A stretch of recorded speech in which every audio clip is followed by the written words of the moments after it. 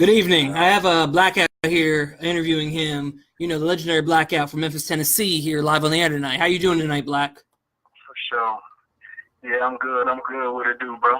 My man, I'm doing good. It's a pleasure to have you tonight, man. For sure. I've been anticipating this for probably about so long now, man. I don't even know to tell you the truth because, man, the fact that I have you on the air tonight, it makes me excited. I mean, because I've been listening to Memphis rap for probably about 10 years now because I found 3-6 Mafia back. Yeah, I found 3-6 Mafia back in 08, 09. But I didn't find your music until 2013. So good to have you tonight, man. Because oh, wow. Yeah, that was a little kind of later on in the yeah, game, but because I'm born in 93. So I don't know. Yeah. So when did you get into so when did you get into the rap game, man? Like when did you start rapping and producing? Tell me a little bit about your story as to that. Would you say how I started rapping and all that? Yeah, like tell me like when you started out with that. Okay. Man, pretty much shit. Well, I grew up in a musical background. You know, my family had a music background in my family. Of course, you know, and I was, hey, what's up, brother?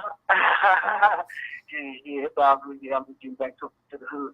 But look, yeah, man, I just, you know, I grew up in the church, you know, around music. You know, my mother, she was in the band, you know, and, you know, me and my younger brother was always, you know, doing little performances and putting together little songs, and you know, we just grew up in a music atmosphere, so yeah, you know, so you know, it's kind of pretty much, you know, started to see that, you know, growing up in the hood, you know. Yeah. You know what I mean? Got onto that music, and one thing about it, I noticed that music kept us out of trouble, so exactly.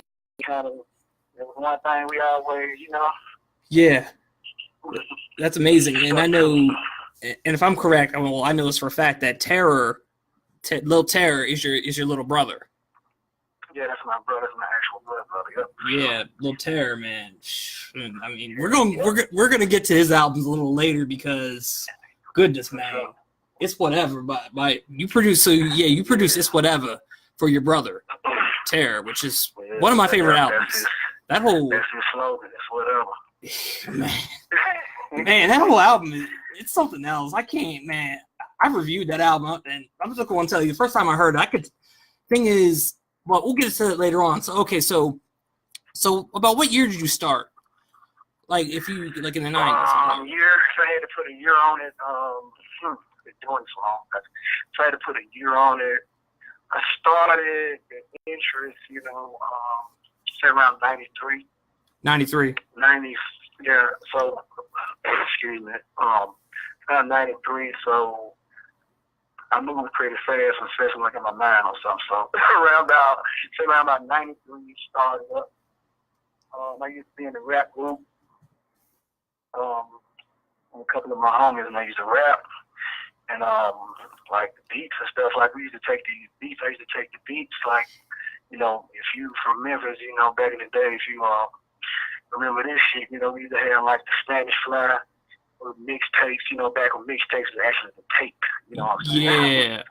Oh, wow. So we used to have like the little, mixtapes and, you know, DJ Spanish Fly, you know, Ray J, you know, the type of guys, they was putting it down, you know, they was putting these tapes out, you know, Squeaky, you know, and Paul, you know, they came a little later, but, you know, I used to take these little instrumentals, tapes that I used to play, and I used to get a little, you know, radio and record it and loop the little, you know what I'm saying, instrumental. Shit, we used to do songs and them shit, you know what I'm saying? Yeah, man. And, yeah, man, and, you know, and I had a little, you know, group, you know, a couple of guys, you know, who was rapping and, shit, man, and I was like, man, we need some hard-ass beats, man. I need some beats. Uh-huh. So I was always in music, you know, played drums in the church and, you know, drums and shit in the band, of course, you know, school. And fucking around, came across a keyboard that I can, like, it recorded. It was this keyboard at church. Mm-hmm. You can record. You can play a sound and record it, right? And then you put another sound on top of it while that sound was playing. Okay. So Yeah. I was kind of, I was like, oh shit, So I started messing around on that thing, eventually I ended up going and getting some actual equipment, hustling up on some equipment, man, and shit, just started making beats really, just myself and, my little group, my homies, my brother. And, man, shit, that's pretty much how it started from there. Okay. This is probably like around, like I said, 93, 94. By the time I was in high school, 95, I was about to graduate high school, I was kind of full on, so, That's awesome. That's awesome, man. That's So much how I started right there. yeah. So my question I've always wanted to know is what was the first album that you produced in full? Because that's kind of like unknown history. First album, see, I'm gonna see that. Well, let me see. The first album that I can say I, did, it was like an album that actually, like I say, it was an album, before tapes, before we was doing tapes, because, I had like, of course I had, I did like, the first thing I did was like, a tape called Nightmare Niggas. Excuse me, Nightmare Niggas. Me and one of my comrades, Wizard, shouts out to Wizard, back in the days, my boy from Fraser. We put a little tape together called Nightmare Niggas. And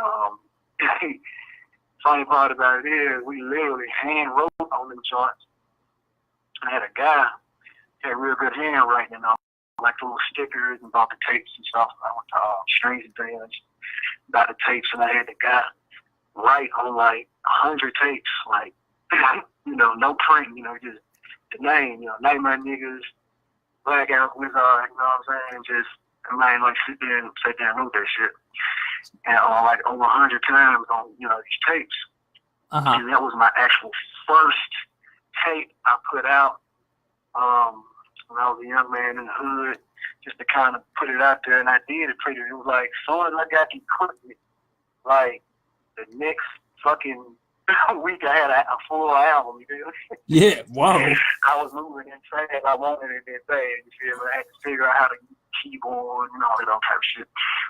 But I put that joint out, and then I came right behind that with I had a solo project I had called The Ritual. Then I had a group, which was a group my brother, it was called the Thousand Style Killers, ASK. Him and my boy Butch and Mick Dog and a couple other cats from the hood. Then from there, I had the Maze Road Cartel. I did, that was my snub nose, side of everything right there, with Juice. Eli, shouts out to my cousin Juice and Eli, with snub nose thing. Yeah.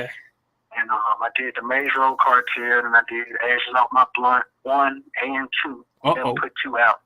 Yeah, so we never put the 2 out. I actually still got 2 put up in the vault, so we might release that. But I did Ashes Off My Blunt 1 cassette. And then from there, the first actual CD, the album I ever, I could say that I did, I'm thinking it would be the Snub Nose Off Safety, and then from there, the Under the Influence 1. Yeah, so. You said Underground 1, or what was that called? Under the Influence, okay. Take 1. Yeah, okay, Under the Influence, yeah, that was a spectacular album, man. Yeah, Under the Influence, that's the Black album, so, yeah, so. So that's why I would say it's kind of, it's hard to exactly pinpoint. I was doing so much, you feel me? But I would say it's for the first album, But the first actual thing that I did, I was, getting, a lot of, I guess I notoriety for was when I did Playa Fly, the first, him transitioning from the underground going into the CD world. I did the Flash shit, which was his first release. Mm-hmm. Yeah. And I think that was like in '90s. I had graduated like in '96, somewhere around there. Yeah, and also, if I'm correct, you also produced his other album, Moving On, if I'm correct. Yeah, I did. I met Fly while I was actually still in high school. He was still with 3-6 and everything. He was only so much that he could put out, do at the time, because he was with 3-6 Monster. But yeah, man, I started dealing with Fly. The first Just Awake and Shaking song, I actually did that for him. If you go and watch it, he got like an interview he got. If you go and check it out, and you'd be like, I did Just Awake and Shaking with the first version, yada yada. But I did the first version of that. And then I left Memphis and went to Texas and all that. And I got back, and he was kind of running with the whole Just Awake and Shaking thing. And that led to them wanting him to do an actual album. And then so I started, getting tracks ready for him and all that. And then he, and Flash Shit was the first thing I did for him. And I did Crown and Me. That was like the stick out track on that CD, Crown and Me. I did that track. Then after that, I did Moving On. I did pretty much the bulk of that album, all except like 3 tracks, I'm thinking. I did Nobody Needs Nobody. Yeah. Funk and Buck, Minute Maid Mafia All Day, Love to Hate, stuff like that. And then after that, I did The Game on Me for him. I did that whole project pretty much. Every track on there. On The Game on Me, and then Flat 2K is pretty much, do all of our stuff that I previously did for him. So yeah, as far as the Fly thing goes, but I did all this music. I got a lot of stuff for Black too. I did I'm the Gangster. Oh yeah. I did that whole album except like I think maybe 1 or 2 tracks, something like that. You definitely did. On Fly's on Gangsta Black's song "I'm the Gangster," I can tell that you did the song extra, read all about it because that bass line. I did that track right there. Let me tell you how I knew that was you, dog. That bass line, that is your legendary bass line, which I heard on Dream World. So when the song Chronic comes at the beginning of Chronic City, I'm like, okay, that's Blackout producing because, or if there are wind chimes blowing in the air, it's Blackout. That's another way how you know it's your music is because wind chimes to me, it's like this. If you I kept them elements. in my music, that way. Yeah, but I was like I said, man, I was just doing so much, man. Like in the neighborhood, and kind of like I was in the band, in the high school band and all that. Of course, anything that had to do with music, of course, I was all for it. But yeah, man, I was in the band, and I grew up. For all the people who don't know, I'm from Memphis, Tennessee, of course, North Memphis to be exact. And then, we moved from the Walkers and Brown, if y'all familiar with that area. We grew up in the Walkers and Brown area. Anybody from Memphis know that's North Memphis for sure. But then we moved to Binghamton, and then we turned Binghamton up, man. Man, we got to Binghamton, man. It was on for them, bro. That's where the bulk of the history. Right, BBB. Was created it pretty much right there, so Binghamton, Mitchell Heights, Yeah, BBB, Binghamton Bound. Yeah, BBB, right. Yeah, Lil Slim brought that Mitchell Heights in on us, so, Right. Yeah, it was fun, man. I was doing, I was doing I was doing so much, bro. It's like, it's a lot of stuff that, like, is out, probably made it online, the history, but, man, I can tell you this, like, probably literally only the half of it, you feel me? Right, there's so much history. Yeah, because I was like, I was doing a lot. I was making a lot of noise in the hood, like I had a group, so I was doing beats for, like, Lil Gang, so I don't know if y'all gang, and you know, I forgot the name of his clique he had, and Fraser Click? time playing something No. like that. But yeah. Yeah. I want to ask you about your album Under the Influence. What's that? I want to ask you about your album, The Under the Influence, because that is one of my favorite. Like, what inspired you? Well, then again, before I ask you, I just want to tell you and tell my audience here very briefly, Under the Influence, when I first heard that, and I've listened to it several times because that album inspired me to do better in my life, because I see it like this. We're under the influence of day-to-day society, and they're trying to oppress us as minorities, obviously. And what I got from your album is that it's about that. It's about pushback and keep going forward, because life is hard. And it's funny you say that. I'm sorry, I'm going to cut you off. Oh, yeah, because life is hard, and somebody like you, and even your brother Terror, because I can tell from his rap style and it's whatever, that you both went through a whole lot. That growing up in Memphis in the 90s, that it was no walk in the park. You saw people dying, you saw drugs, you saw all this type of stuff. So it's only fair that your album is trying to address that. Yeah. Yeah, it was a reflection, right? Well, yeah, like I was saying, it was funny to mention what you mentioned. Around that time, it was kind of transition in more ways than one from tape to CD era, but around the time, I was losing a lot of my peers in the street. Like, to be honest with you, probably like I know for sure it's like my guy down California, man, literally lost his life when he recorded an album. So, shouts out and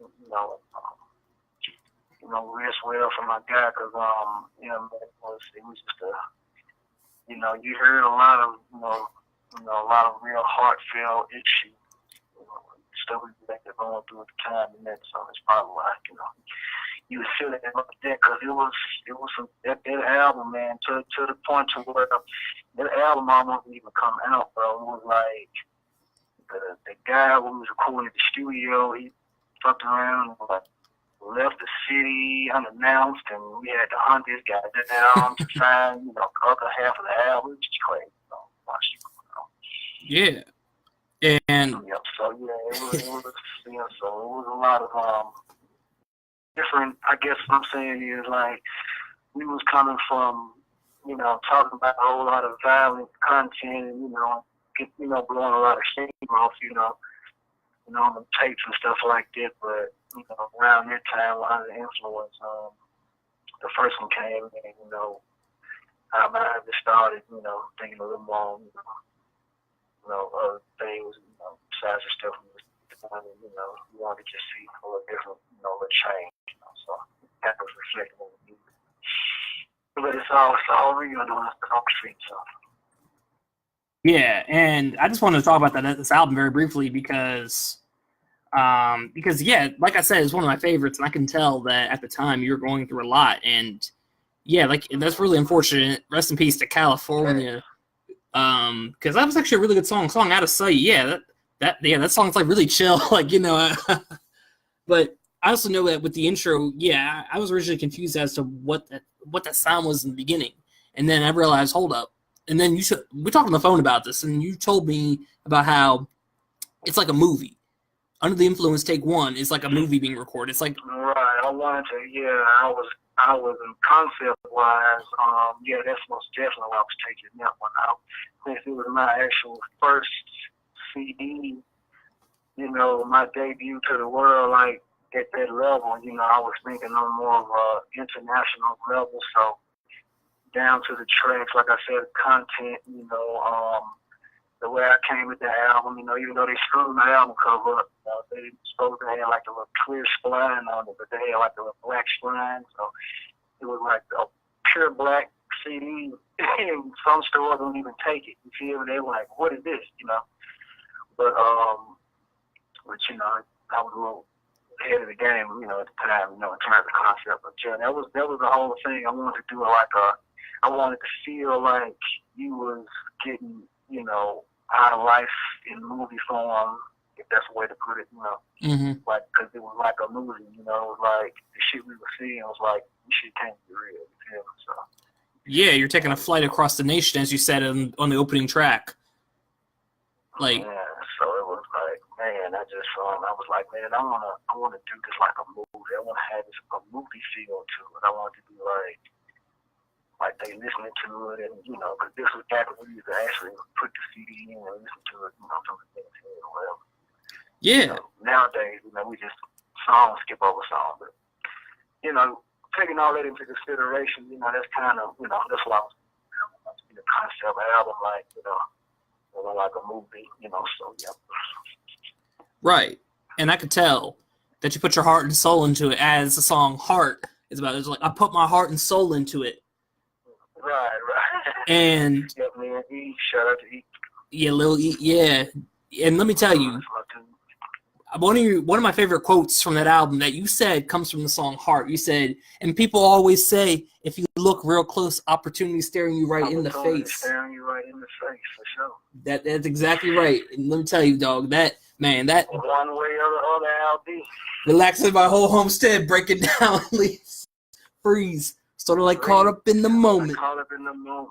I know you know what I'm talking about. Man, as you said that, I started laughing. I'm like, oh, okay. Horribly mixed in the whole nine. We still put that shit out. So. Hey, it's still a masterpiece. It's what made it authentic, I guess. It was like, oh man, I did not like the way that sounds, but you know, it's just, you know how. It's a masterpiece. You know, but the people love it, so I mean, you know, if they satisfied, I guess I have to be satisfied. Yeah, man, the whole.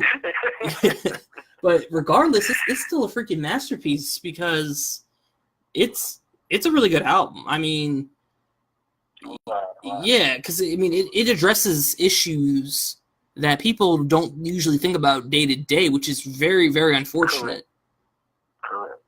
Because a lot of people got to realize, we street dudes, of course, you know, I ain't got to, you know, keep.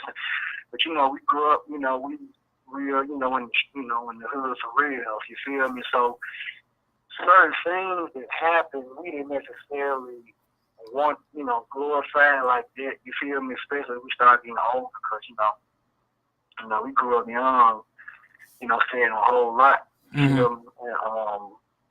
You know, it was just one of them things, man. We was kind of like a little, you know, people used to like, you know. Like back then, you know, people used to literally think we were older, you know, than what we were, because just the way we carried ourselves. Right. You know, so we just kind of approached life a little, you know, a little differently. You know, we were still with the bullshit too, you know, of course, in our younger days, but you can see it just kind of, you know, we always wanted to cover real topics and issues, you know, coming from the city, because we see the violence so much, it's like, that ain't nothing to talk about, you know? Right, and that's amazing, because you guys were ahead of your time, because it's just, y'all were, and I mean, I get it, 3 6 Mafia was doing what they were doing, but honestly, I have to honestly say, Playa Posse, your production was above Hypnotized Minds, DJ Paul, and I'm sorry for those who are going to hear this, but I'm kind of stepping back on what I used to say, because I look back and DJ Paul relied on samples and this and that. Yeah, he was innovative, and yeah, they made the triplet flow famous and all, but you guys were cutting beats. You were cutting beats raw.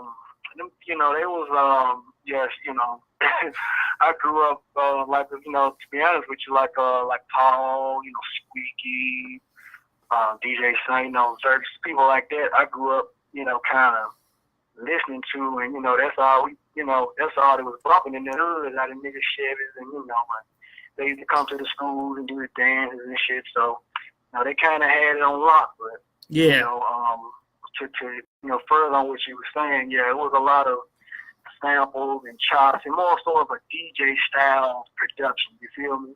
Right. But I came from a musician, more of a musical background, so it was just always instruments and stuff like that around. So I had to kind of bring that same vibe, but through the So that's why a lot of people say, you know, Blackout, man, we started that trap sound for real, you know. And I'd be like, well, you know, I think it was a contribution, you know, of all of us, you know, as far as the trap sound in the industry, you know. I think it was a collaborative effort, you know, on the South part, you know.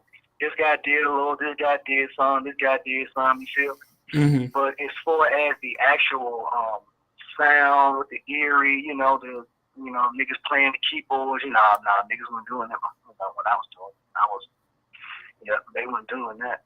It was a lot of sampling going on, but nah, niggas weren't getting on their keyboard and playing them C minor, you know, and D minor, you know what I mean? Yeah, exactly. Like mixing it up with the sound. And yeah, when I started smoking weed and all that, and I really, you know, took this shit to the next level. Then we started getting on other drugs, and yeah, my mind was just all over the place. Yeah, so, yeah, man, and that, yeah, exactly, about the music theory and all. I can hear that's really present in your Dream World album, because all that keyboard playing. Lots of drugs. Oh man, whoa.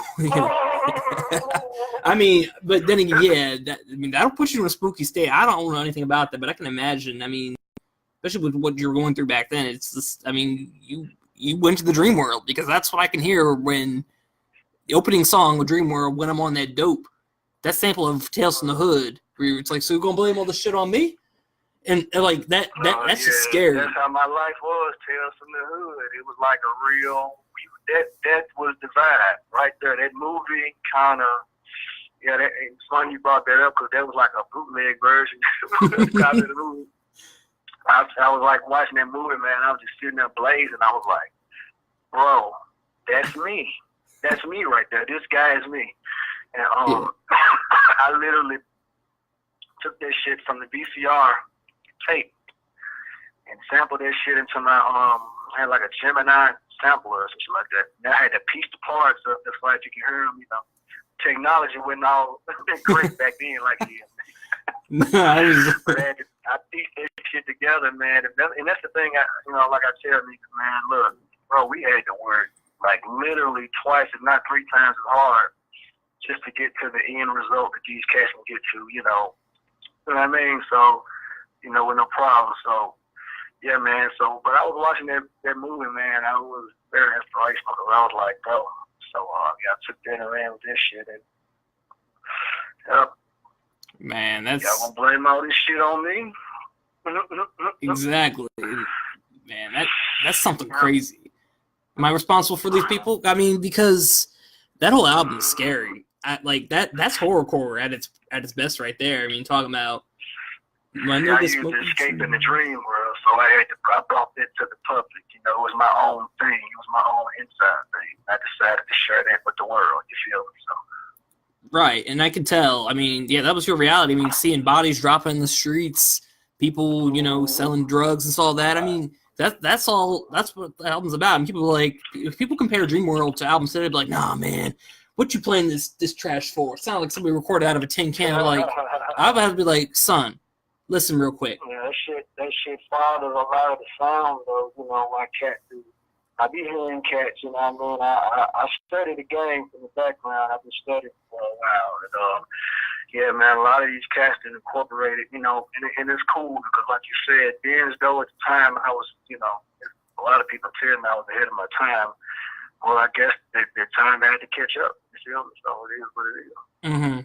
I ain't mad at them. I just know that, you know, all I just want at the end of the day is just people to know, you know, okay, where it started. So, you know, that's why I have to, you know, let it be known and do things like what I'm doing with you right now. I don't want to do interviews and stuff like that. So, you know, you let them know the history. I don't really talk about it too much, but my comrades are like, Blackout, man, you gotta let them know, man, you gotta let them know. So, you know, there's nothing to me. I did that and that's that. You feel me? So.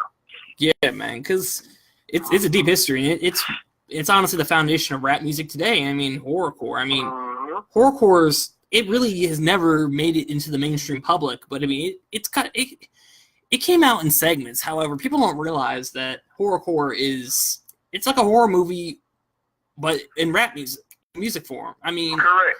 Yeah. It's shock value. Some people, you know, some people now, I have heard some stuff now, I'm gonna be honest with you. Mm-hmm. They go a little too left field for me, you know, even you know, but most definitely the shock value of in reality, it's the same thing. You know, like people watch reality TV and stuff like that for the shock value. You never know. They don't want it clean and scripted. You feel me? They want it raw and in your face. Well, that's what we was pretty much bringing. You feel? Yeah. Even down to the bad mix. The snare might be cutting your forehead off, tight in your brain. You know, but. Yeah, man. But you feeling that shit, long as that bass kicking and you hear that.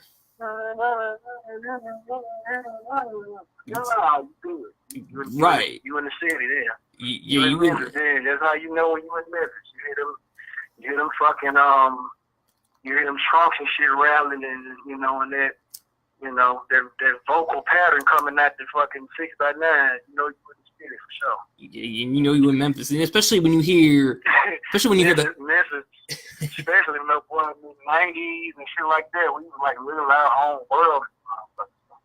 Yeah, especially when you hear like, for real. Yeah, if you hear that Phantasm coming here and biting our shit, and oh man, we ain't even gonna get out to be a whole other interview. So yeah, man, them jackals. It's like literally a whole other topic and day in discussion, but. Yeah, man, everybody know Memphis, man.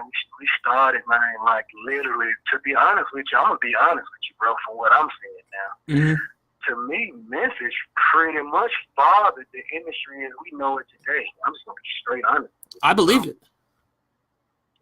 You know, because, you know, like, you know, my guy, you know, like, shouts out to Atlanta and all that, but shit, man, you know, they've been feeding out the Memphis vibe, you know, for eons, and you know, and the industry got them cameras right there on them like that. So you know, anything that's, you know, they, you know, kind of go out to the world like that. You know, this is what it is. So you know, and you know, we hear a lot of that Memphis, you know, coming out the A. You know what I mean? But you know, it ain't no secret. They'll tell you, you know what I mean? You know, we dig up Memphis. You know, you know, like Gucci, man, all these people will tell you, man, we grew up listening to Playa Fly, and yada yada, and 2 Chainz, all these cats, they be like, yeah, Playa Fly. Rick Ross even, you know, Playa Fly.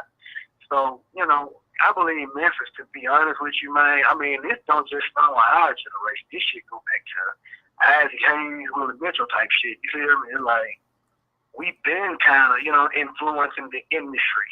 You know what I mean? You have been. Like, as a whole. You feel me? Exactly. So, us coming through, well, we came through, we weren't doing nothing but just carrying the legacy on, and, you know, we had our hands in it, you know, and part of shaping the, you know, Memphis history. So, you know, and I appreciate that, you know, all the fans, you know, everybody tuned in, you know, like even you know, I appreciate you, you know, so it's like, you know, I appreciate that shit, bro, because we was just doing what we was doing. I wasn't really looking for no, you know, I was just doing it. You know, of course I did, you know, want people to, you know, feel me, you know, and make my name be known and stuff like that. But I would, my thing was to just make the hardest shit ever, pretty much. Yeah, and I was gonna make the hardest shit ever, put this shit out. Just make the hardest shit ever, put this shit out. So yeah, and that's what's really. I mean, I hear it straight up. I mean. Like I said, with your Dream World, I mean, especially the song Midnight Murder, I mean, it's going to be a killing at the midnight. Like that. Yeah, that's me and E. Yeah, that's me and E right there. That's just we dropped that joint fucking, man, like I think like a day or two, man, before prom or some shit like that, which I never went to. What? I say that to say we were still in high school. Man. And these kids today can't even rap, to tell you the truth, man. They can't even freaking rap. That's the thing. Like, these kids today, man, I can't believe it. Kids today be 14 talk about, yeah, red, blue, green, mouse, hey, right. Hey. It's just like, what the hell?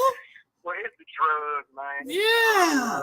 They be taking like, you know, you know, they didn't have the next guy before them up in the ante, you know, because, like, you know, you got to think, bro, we come from a time to where, you know, back in, you know, like I said, once again, I bring up the mid-'90s going into the earlier parts of 2000, before it, you know, Laffy Taffy type thing, whatever came in.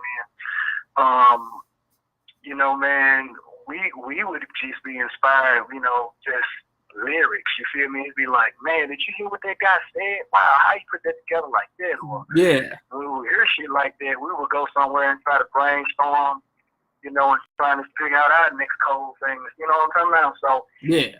we would like literally battle in lunchrooms, you know, and rap, beating on the desk, and oh man, you can't even rap, bro, and you can't, you know, you be scared to show your face in the lunchroom, you know, the next day type shit. So we came from that, you feel me? These cats is just coming from like, you know, it's like a whole nother wave, like what they be calling it. It's a wave, right? Yeah, man, it's just terrible. But you know, it's like, you know, it's like the content really ain't there, the beats really carrying these guys, you know. If it's a good little melody of a song, you know, it work for radio. You know, it's all kind of just bland. You know, it ain't nothing. There's no content. Spicy, you feel me? So the last thing, to be honest with you, that I feel like the shoot up the underground and it was really spicy. You know, like, wow, what is this? And it gave me that feeling. I think was probably like Jeezy or some shit. You know, like when Jeezy was like underground and getting ready to surface, and it was like, wow, who is this guy? Who is this guy? Who is this guy? But you know, I can't remember the last time, you know, like like when Rawson first came out, you know, that shit was dope to us, you know, like you know, that was something, you know, kind of left field but kept it more so to the format, you know. Yeah. You know, like I said, you know, we was on that UGK, Ghetto Boys, you know what I mean? So, you know, it was like, bro, you know, if that shit wasn't dope, you know, we couldn't fuck with it. You feel me? Mm-hmm. Even Bone, I didn't fuck with Bone. I know a lot of niggas was mad at Bone, you know. They kind of shit did like the Memphis style, you know, of course, but they shit was tight though. It was. Mr. Ouija, are you with me? Yeah, that shit was tight. They was taking it where, you know, everybody who was keeping it on that line of where it went too shock value rap to where it was less field and like off-putting, you know, to where it's like, nah, that's too much, you know. We ain't trying to go in clown face, you know, no crazy shit like that, you know. We just keeping it real grinding, you feel me? Yeah. Man. Bone Thugs and Harmony, that was some good stuff. Ouija, are you with me? More murder. Right. So when that shit came out, I was like, damn, dude, they doing the stuff, you feel me? Yeah. Because, you know, you got to remember, that was like, I was fucking, you know, that was like I said, that was back, you know, back when the Yo MTV raps, you know, rush home from school to get in front of the TV to watch Yo MTV raps, that shit, you know, if you had cable. Yeah. Whoever had cable, you feel me? We gonna find whoever got cable. Okay, we're gonna watch Yo MTV raps. Right. That type of shit. So, yeah, we come from that era, so, you know, a lot of shit we, you know, put it down. You know, my only thing for this newer generation is, you know, I hear a lot of this, you know, old nigga, young nigga shit. But, you know, my thing is this right here, bro. Mm. We ain't, man, my generation, man, we ain't never, man, like them, like, man, Pac, man, that old nigga, that old ass, you know what I'm saying? We always looked at it like, man, that shit created us, you feel me? Yeah. But these new guys, they ain't really on that shit. They on some, we just, you know, just out of the blue able to do it like this, and who knows why we able to do it, but who gives a fuck? So we just doing it. And, you know, the guys that kind of paved the way to make them able to do what they actually doing, you know, it's like, you know, come on, bro. You know, so, you know, but a lot of these cats, I heard some new stuff that's out. Some of these cats type, you know, but then some of these cats really just, you know, I can't see how that would have made it in a time where people really, you know, looked at this thing, you know, how it was supposed to be looked at. Like half this shit, I couldn't see it, bro. It was like, wow, seriously, if he would have packaged this shit up and brought it to me like, you know, some years back. We would probably been fucking falling out laughing at this shit. You know? Yeah. Huh. You know, and this shit is selling millions. This shit got these boys with ice and, you know, they got money stacked to the fucking ceiling off this bullshit. So it's like, what can you say? I'm like, okay, well, you know. And you're talking about that. I mean, about how they got money. I mean, I remember Two-Tone. Are you familiar with Two-Tone? He's out of South Memphis. He rapped with Lord Infamous. Okay. Yeah, I remember Two-Tone. I'm not sure. I'm not. He's from the MCC, Magnolia Crime Clique. The Know Your Boys. Okay, well, I know. I've heard of I know Lord Infamous, of course. Crime Clique. It seems like I may have. I don't know. I'm pretty vague on that one. So. He's cool. Two-Tone's cool, but I mean, I remember he was doing Lord's album, A Man, Myth, and the Legacy, and I remember this one track he said, and he's saying something like, if you were good at selling dope, please go back to selling dope. Please stop rapping. Like, he said something like that. It's like, okay, these people talking about they got money. Well, see, you gotta think. Like you saying it right there. A lot of these cats, man, to be honest with you, bro, they hop in the game, man. They look up on a joint, you know, they look up on a joint or two, and they people in their circle help them push it. They get it out there, and you know, and niggas be riding with their shit, you know, and it just so happen to maybe hundreds of thousands of niggas is on their shit, you know, feel me? And the way that today's game is, you know, set up is not as hard to get your stuff to your fan base as it used to be. You feel me? We used to have to get in the vans and travel and take this shit to people, you know. Shit, man, now you can just sit at home and just like email shit out and throw shit online and shit like that. So, you know, your common average guys, you know, got access to industry tools now. So, you know, that's what you come up with. Yeah, they got bootleg equipment too. I mean, you can just download stuff on your computer. Just some guy, you know, it's like, who is this guy? Fuck around with Fruity Loops for a long time and fuck around to learn the program and sit in the room and drop enough songs to where, you know, they end up, because they have a skill set too. So do it enough, you might just have the best, crappiest song shit ever. You know, it might, you know, which like goes back to what you were saying earlier, like half of this shit on the radio. It's just the best sounding crap ever. You feel me? Yeah, and the thing is, and I don't. It's professionally mixed and mastered, and they use a great microphone, and they use good drum sounds and keyboard sounds, and you know, it's well dressed curd. Right, but it's just I don't get why people aren't putting in the money to actually write good bars and write good bars, because you see, I'm gonna say this: today's rappers, they got good beats and all. Like, what really makes me angry is the fact that there are good beats being used out there, but they have horrible lyrics that just are all about getting high and that's it. Like, well, of course. That's what I was saying earlier. You know, a lot of beats, and I was telling my cousin this a while back. I was like, man, I see a day coming where the beats is like finna really turn up. And he was like, what you mean? And I was like, nah, man, it's gonna be like the beat is just gonna really step more so to the forefront, and the producers are gonna step more so to the forefront, because I just see it coming like that. You feel me? The curious shit, you know, I remember when I first heard my first beat tag, you know, a cat, I was like, wow, he tagged his beat. Yeah. And next thing you know, I heard another cat's beat tag, and I started recording cats, you know, and I'm working in studios, and people bringing tracks to me, and I'm like, nobody's really buying tracks too much anymore. Like, what's going on? And niggas are like, oh man, we downloading them offline now. It would bring, man, like 5 beats. Like, he was one. That was the first time I had heard. I was like, who is this guy? And Cash was coming to the studio, man, drop the song, you want to buy studio time. I already got the beat. I want to buy studio time. I already got the beat. And everybody's rapping on the same beats. And, you know, so I saw the game change. I was, you know, I guess I still like to say this. I was like, well, I guess nowadays it don't really take much.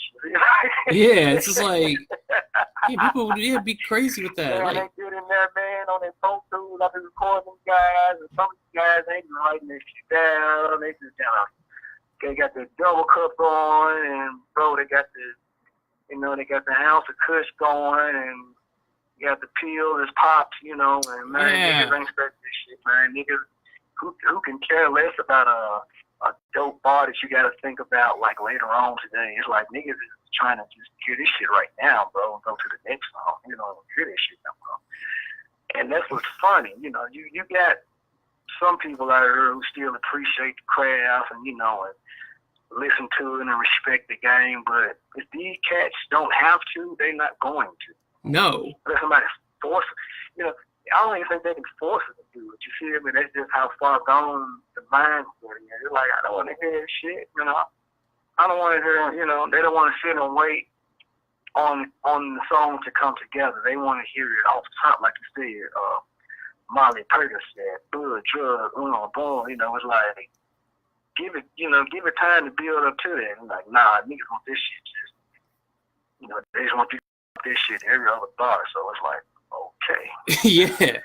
And the shit sell millions, so it's like, even for a cat who really don't even really want to do that, you feel me? It's like, if I want to get in the game and just get my shit off, you feel me? I got to do this. Because now it's a thing where we sit around and be like, well, we got to do this kind of song to get their attention. Then once we get out there, then boom, we do what we want to do. You feel me? So that's just the way it is. You know what I mean? It's like you always had to have a good song. You feel me? Even doing the underground, because we was like rocking shows and, you know, and doing like shit like that and selling the tapes in the hood. So, you know, of course we was trying to, you know, but I'm saying like, man, these cats, man, it's like, man, they don't even. Like, bro, whatever, you know, just drop that shit, bro, and that shit work. And so, what you gonna tell them, you know? And it's like, once that joint get out there, some of these cats, like you were saying, oh boy, like, man, go back to selling dope, or go back. A lot of them do go back to doing that. They get their one joint and they make $1 million and right back to doing whatever the fuck they was doing, because the game has just got that oversaturated like that. Anybody can hop in there. And if it's a good one, you know, look at what's the comedian, the little short guy, Lil Duval.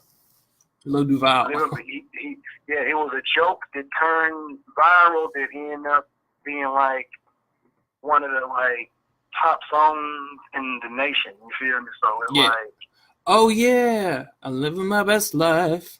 Right, right. That song's actually pretty good. To a point to where it has become a thing. It's a thing now. It's like, oh man, give me your best life, but you know what I mean? So it's like we in the time where you can just roll the dice, and there's so much going on in the world. Excuse me. There's so much going on in the world, man. Ain't no telling what might. You know what I mean? You can just drop some of the stupidest shit ever. You feel me? Yeah. And that shit will get so viral to a point to where it'll create an overnight star, you know, like an overnight success type of thing. You feel me? So yeah, and shit's just crazy. But yeah, the beautiful part about it is it opens up the market that much more to whereas when people start checking for the history, Memphis history to be specific, you know, ain't no way, you know, they're gonna, you know, not come across, you know, Blackout, Playa Fly, you know, Lil Slim, Lil Eve, Terror, you feel me? Snub knows, so, you know. Yeah, they missing out when they don't look up your history because, yeah, you're historic. I mean, you're the reason why rap is what it is because, I mean, again, and just to backtrack real quick about... Bro, I get so many people, I get like, bro, I mean, I've had cats literally like faint when they meet me, or cry when they meet me, or be shaking, they can't, you know, and oh man, I do music because of you, and I make beats and they can name everything I did, you know, track for track, and I look at that shit like, wow, that shit is amazing. You know, I don't take none of this shit for granted. You know, a lot of cats walk around with a big head, you know, they all, yeah, you know, man, I'm very appreciative of, you know, of that, because, you know, like I said, at the end of the day, I was just, you know, doing me and doing what I love to do. You know, I'm still doing what I love to do, you feel me? But it's just like,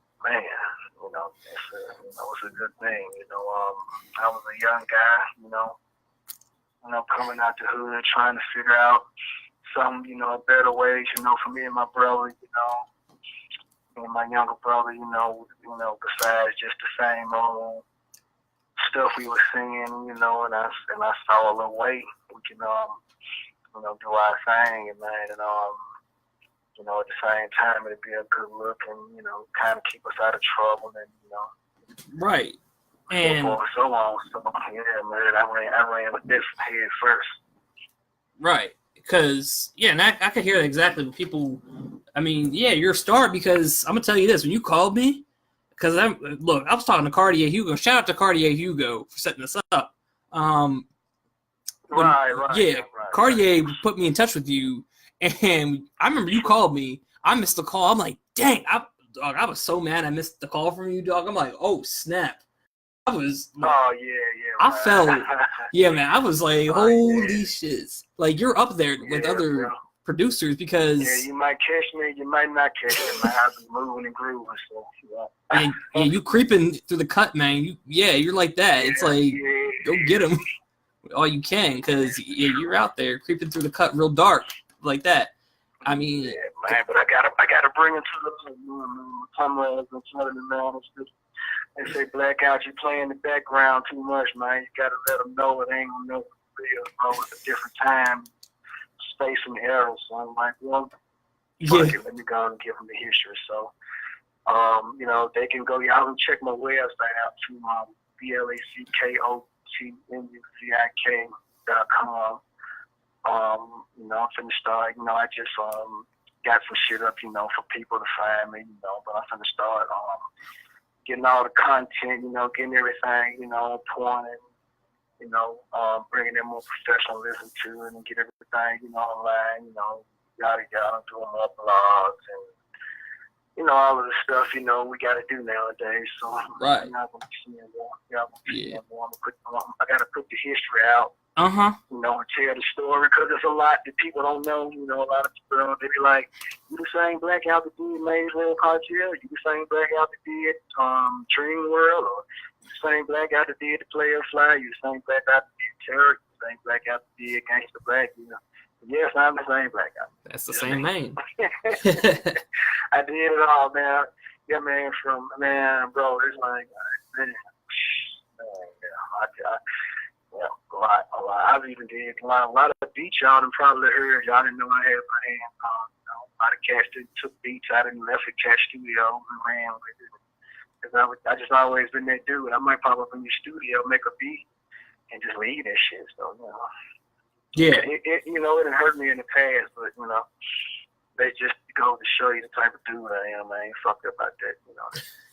You know, we be having other shit going on, you know. I'm like the first, like they say, I'm the first one to go to college in my family if you get my drill. Right. Yeah, exactly. For real. Don't play. But I have a question as to why'd you give yourself the name Blackout? I don't know if I even gave myself the name Blackout. Well, like I said, I used to rap. They used to call me D Blackout, you know, 'cause my first name started with D, my initial. And so he's called me the Blackout, D Blackout. And see, like back in the days, everybody, you know, girl, you know me, you know, I used to kind of spaz out. You know, I would go from like 0 to 10, you feel me, like in nanoseconds. So, and then I used to wear everything, you know, I used to wear a lot of black Raiders, black, you know, black overcoats and just black Nike, you know, so, you know, just kind of developed into, you know, my name. You know. Okay, because I know, Blackout. I know on the one song, Psycho Sounds off Dreamworld says Blackout got them psycho sounds, something. Right. That's actually Playa Fly, right? That's Playa Fly saying. Which Playa Fly song is that? Because I don't know where that sample came from. Yeah, that comes from the first. Just Awake and Shaking. Okay. A lot of people didn't get to hear. Yeah, that's why that song is out there. I still got this shit in the vault. Okay. Yeah, but I sampled this from my song he did a while back. It was like Blackout got them psycho sounds and you know, folks. Okay, so it's an unreleased song. Yeah, it comes from an unreleased line. That's wild. Man. The first Awaken Shaking. See, that song inspired the actual album. He did an album called just Awaken Shaking, but I did the actual song. The first song sparked the idea for that concept. Wow. Okay, wow. Cause yeah, okay. I never got notoriety for it or anything, but you know, I'm letting it be known now. Right. Wow. It's a lot to send. It's a lot to send to be known. Trust me, bro. With you interview, you know, this is just the very tip of the iceberg. So I got the documentary on the way. We got the campaign we're getting ready to do online. You know, legendary. You know what I mean? It's kind of giving them bits and pieces of the history. You know, all leading up into the documentary that's gonna be released this summer. So. Man, it's going live. I'm about to let the world know who's really going. Yeah, because because there's a rich history with y'all. Yeah, super rich. And of course, I want to interview your brother Terror and then your cousin Juice because yeah. I gotta know more about Terror, especially I got a lot of questions for Terror because I gotta know what the heck was going through your mind when you recorded It's Whatever. And because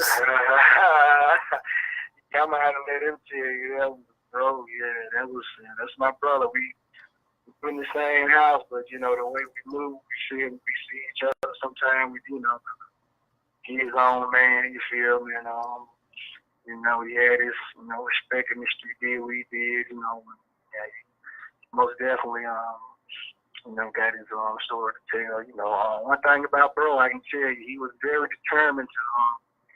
You know, I remember when he used to come to me and be like, "Bro, I want to rap." I didn't, you know, I used to be like, "Yeah." And we used to be in there dropping this shit, and he'd be outside my door and shit with his pad right. And I'd say, like, "You know what, bro?" I was like, "This dude is serious, bro." and man, we put him on the first thing, man. And he just fucking murdered that shit. And I was like, "Whoa." He had this shit canned up, you know, because he earned his name before the rap. You see so, yeah, I could see that. He was Terror before rap. So can you imagine that?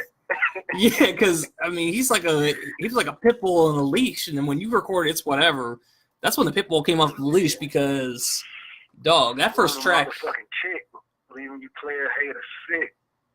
Right now. Yeah. Oh, he said BMNK on his self-title. Does BMNK mean bitch made nigga killer? Mm-hmm. Okay, I thought so. For a sec. I'm like, okay, wait a minute. That's his alias. You feel me? Sonny Bump Out, bitch made nigga killer. Yep. Okay. And I know on his other. Yeah. Inside thing.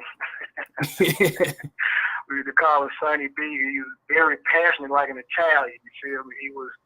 He wasn't the biggest guy in the clique, but he had the biggest spirit, one of the biggest spirits. Right. And he ain't no joke. I can tell you that. Right. For sure that. Nah, he ain't nobody to be mess around with, and no. And also, and Cincy, Terror. Okay, yeah. So another thing about y'all also did a song called Nai, N-A-I. It's like a reggae type of song on his album. I'm like, it's called Nah. Nah. It's a term we say, you know, down in my Mississippi, you know, part of the hood. You know, our hood extending all the way down to Tate County. So when you go to the bottom, that's pretty much that's far as the well goes right there. You see, that's the end of the well. Right there, by the time we hit Tate County, you know, because I got my family, you know, out that way, and it was a turn where you'd be like, you know, nah, bring it on, nah. I bring it on, nah. Who bringing it on now? Okay, yeah, because you're from Senatobia. Like yeah. Okay, yeah, because Because yeah, you said Tate County. Yeah, that's San Antonio and Coldwater, where Juice is from. I mean, he was off of Maze Road down there. Mm-hmm. And it's actually our road. That very street. That's my people's get our own road down there. Oh man, wow. Yeah, that's why that name is so prolific. We literally have our own street, like literally with our name on it. Like, yeah, I thought so. And also, yeah, that's pretty cool. Hence a Maze Road Cartel.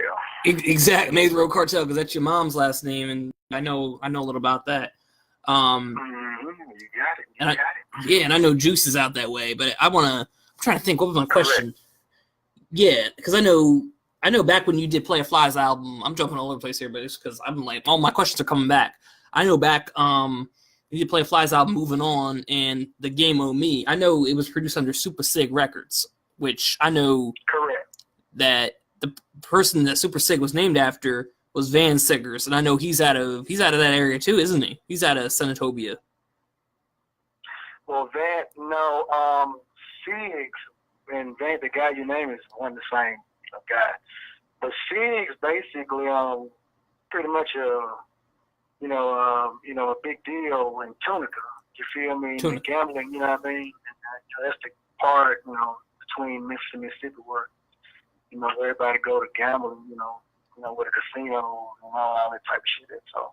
Yeah. But that particular guy right there, yeah, man, he was doing his thing, man. He's pretty much the band, in Tunica, man. Heavy dude, you feel me? And somehow, I guess him and Playa Fly I'm linking up. He was pretty much, doing the budgets for, Fly, and signing him to the label, and shit, they came to me on some, man, trying to get me, man, got this guy putting some money behind him, how much you gonna charge us for the beat, and so forth. Shit, man, that's how, I started up with that whole, because I had already do Fly, like I said, I've been knowing him since high school. And, like I said, when I graduated, I had left and I moved to Mississippi, and I went out to Texas for a while, and then I came back. When I came back, bro was just making a lot of noise with the Triple Fish Mafia thing. Yeah. He had left. I was like, damn, he left DJ Paul there, and he was like, nigga, did he leave? Nigga, you heard his new shit? They put his new shit on. I was like, whoa. Yeah. I was like, he ain't going at some dude. Like, what is they doing? I was like, wow. I was working on the Playa Fly album when I got back to Memphis, because I actually dropped that over Tommy Wright. Tommy Wright's spot. Shout out to Tommy Wright, the third. And I got back to Memphis, and I didn't have the equipment and all that, and I had like said drum machine, even stuff like that, but I didn't, I didn't have my equipment, when I got back, to the city and all that, and I recorded the Playa Fly, the Big and Better Things over Tommy Wright's spot, and I ran the Fly, over there, he was working with him or something at the time, and just kind of linked back up from there. He was like, yeah, man, I said, dropped some motherfucking CD, man. Thinking, I want to hear some beats, what I'm saying? So, shit, I made a little beat. They picked almost every fucking beat. Like, for real. So, yep. So that was Fly shit right there. And, like, some of the beats they picked, I had shit like I had made, like, while I was still in high school or, getting ready to graduate. I think Crown was one of them. Right. Wow. Yeah. So, I just used to keep I always keep an arsenal of beats, you feel me, even to this day, I just, sometimes I don't even feel like looking at that shit. I might go beats without even looking at a keyboard or a drum machine, and then I might just be locked in the yoke for about a week straight, just making beats, you feel me? So, yeah, man. Hey, you get locked in the zone. Got to go to the dream world real quick. I gotta be in the zone, though. If I can't get in that zone, it probably ain't gonna hear it, so I ain't gonna put it out. I ain't gonna even attempt to even fuck with. So. Yeah. Huh. That's cool. Gotta be organic. It can't be that, you know. And that's like a lot of, you know, I mean, bro, you should see the fan mail. I guess sometimes like niggas be like, man, could you put back to that old, you know, dream, you know? I was like, bro, you know, the space I was in that time, you don't even want me back in that space. Yeah. me conjuring that energy up is like me going back to the old thing. I'm so past, you know what I mean? You know? Yeah. You know, you talking like 17, 18, you know, 19 years old, you know, bro. I'm like 41 now. You feel me? So, You're only 41? Come on. Yeah, I'm 41 now. Man, wow. So I've been doing this for like longer than some of these guys alive. Like, bro, I can't even. Bro, it's like I got kids and fucking. I got all type of shit going on. You feel me? I can't. You know, it's like, yeah, I'm angry for real. Yeah, I'm angry, but I'm angry for the most shit now. You feel me? Yeah. Like that shit back in the days. You feel me? But yeah, man, I was fired up, man. Single parent home, you know, broken home type shit, you know, mom doing the best she can, you know, but it just, you know, wouldn't cut the mustard, you know, street life, we had to revert to stuff like that, you know, the old cliche, yada yada. So, you know, you heard the story a million times. So. Yeah. But the thing about it is, we actually, you know, I actually certified, I think. So I know a lot of these cats claim, you know, oh yeah, I get it. Yeah, I could definitely certify your stuff, man, because I don't know nothing about them fucking hungry nights and no lights and boiling water and shit. Don't know when your next meal come stealing to eat food and robbing niggas, young niggas. Don't know that about this shit. Yeah.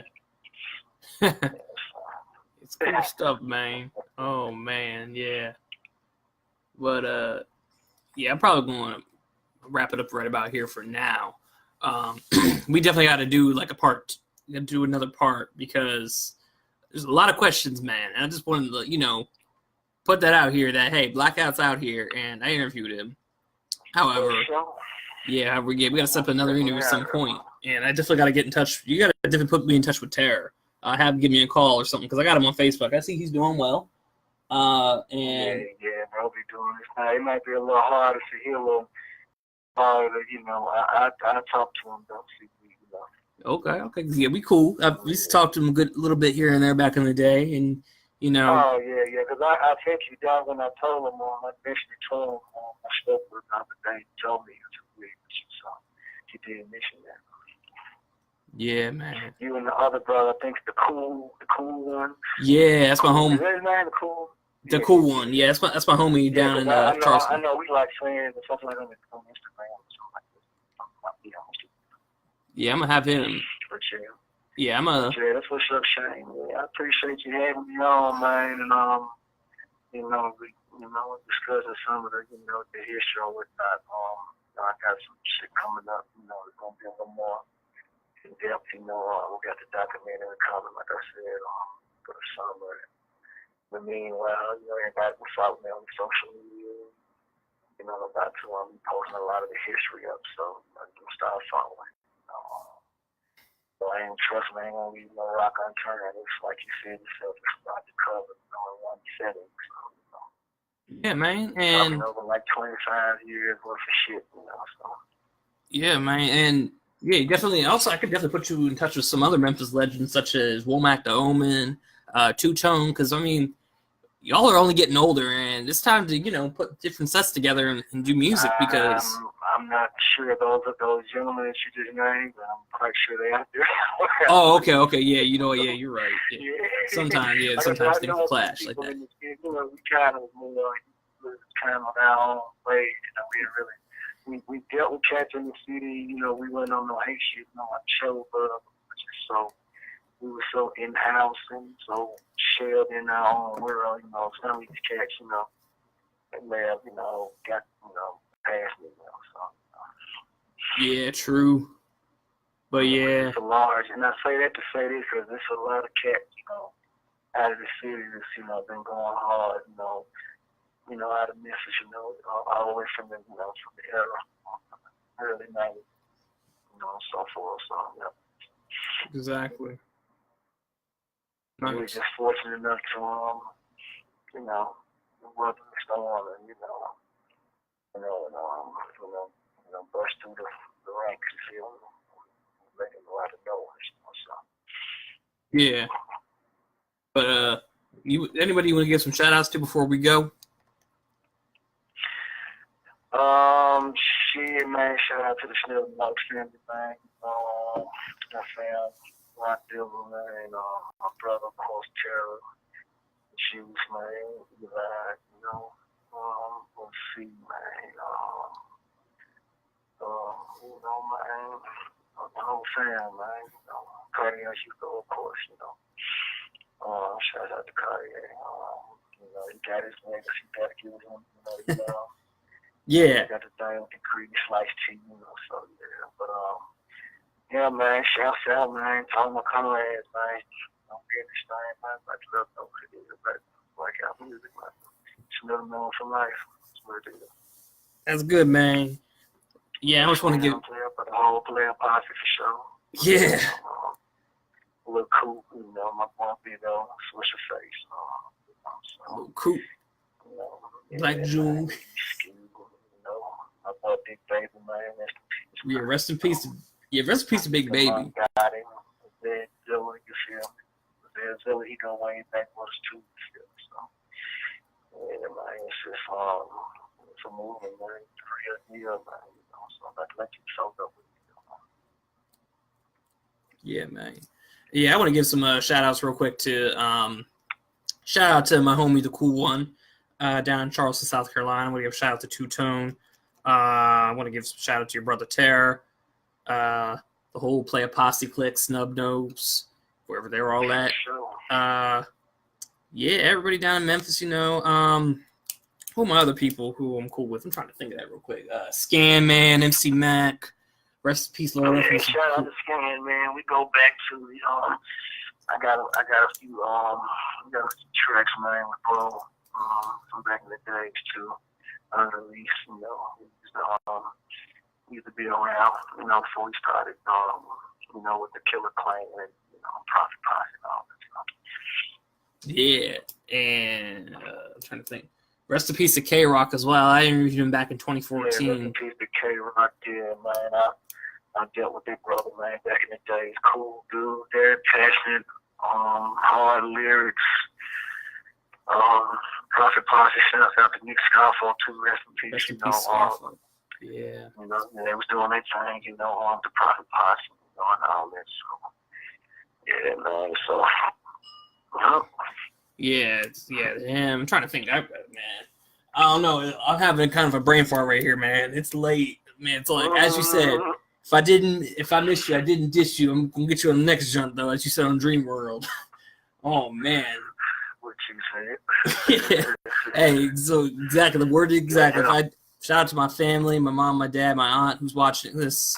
My grandfather passed away. Shout out to you, rest in peace. My other grandfather. Yeah, we're out here, and this is gonna keep going on for the 1-9, for the 1-9. It just has Lil Slim said, and onward to infinity. Man, this doesn't stop. For sure. Oh, by the way, shout out to Marcel as well. I mean, I know he's always supporting this movement. And Mario Yoshi Walker, man, out of Mitchell Heights. You got the heartbeats, man. You keep doing what you're doing, bro. Keep doing what you're doing. You were strong. Sure. But yeah, we're gonna close it out on this note right here. There will be a replay available on my YouTube. And thank you very much, Blackout. I really appreciate you coming on the air tonight. For sure. Thank you for having me, bro. Most definitely. And talk to you later, and this will be on. And it's on, man. All right, peace out. All right, peace. Be safe out there. Peace. All right.